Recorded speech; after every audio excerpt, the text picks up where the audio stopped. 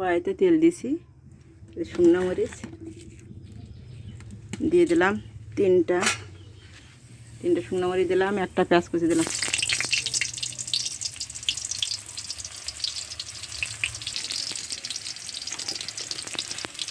পাঁচফোড়ন দেবো, দেখেন আজকে পাঁচফোড়ন দিচ্ছি।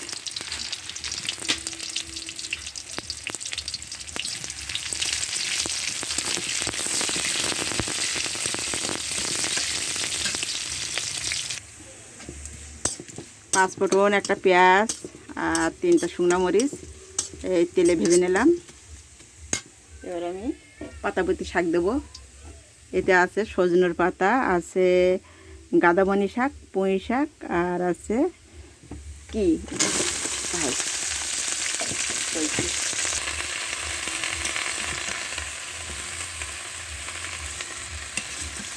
দুইটা আলু দিয়েছি কেটে বড় সাইজ করে। এই যে কী কী শাক বললাম আমি আপনাদের, গাদামণি, পুঁই শাক, সজনের পাতা আর বহুলুটে শাক আর আলু একসাথে নিরামিষ করছি। খেতে কিন্তু দারুণ লাগবে। 3-4 রকমের শাক একসাথে রান্না করলে খেতে ভালো লাগে। এবার আমি ঢেকে দেবো 3 মিনিটের জন্য। সামান্য একটু জল দেবেন, দিয়ে ঢেকে দেবেন। 3 মিনিটের জন্য ঢেকে দিলাম। 3 মিনিট পরে আমি ঢাঙিয়ে উঠাইছি। এর পরিমাণ মতো লবণ দেবো।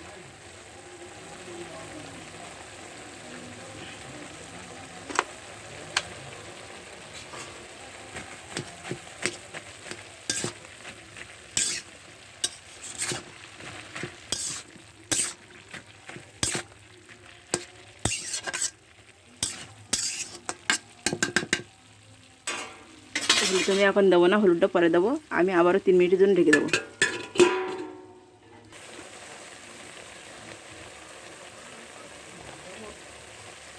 হলুদ দিলাম পরিমাণ মতো।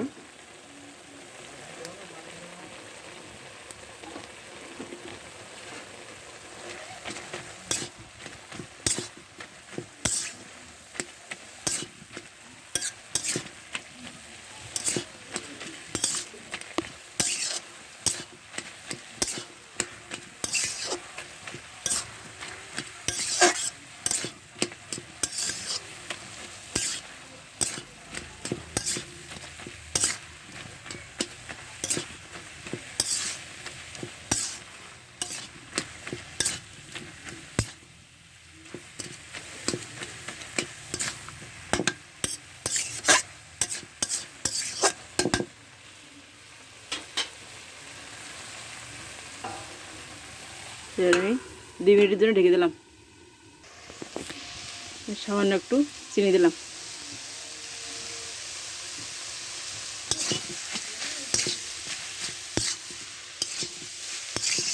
আর ঢেকে দেবো না, এভাবে নেড়ে চেড়ে ভেজে নেব।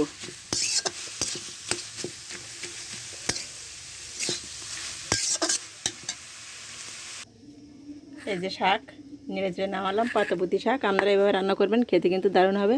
ভালো লাগলে সাবস্ক্রাইব করে দেবেন। কি কি পাতা আছে? সজনের পাতা। সজনের পাতা কিন্তু একটা ভালো শাকের মধ্যেই পড়ে, আর খেতে কিন্তু দারুণ লাগে। সজনের পাতা, বউলুটে শাক, পুঁই শাক আর গাদামণি শাক আর আলু আছে। খেতে কিন্তু দারুণ হবে। ভালো লাগলে লাইক করবেন।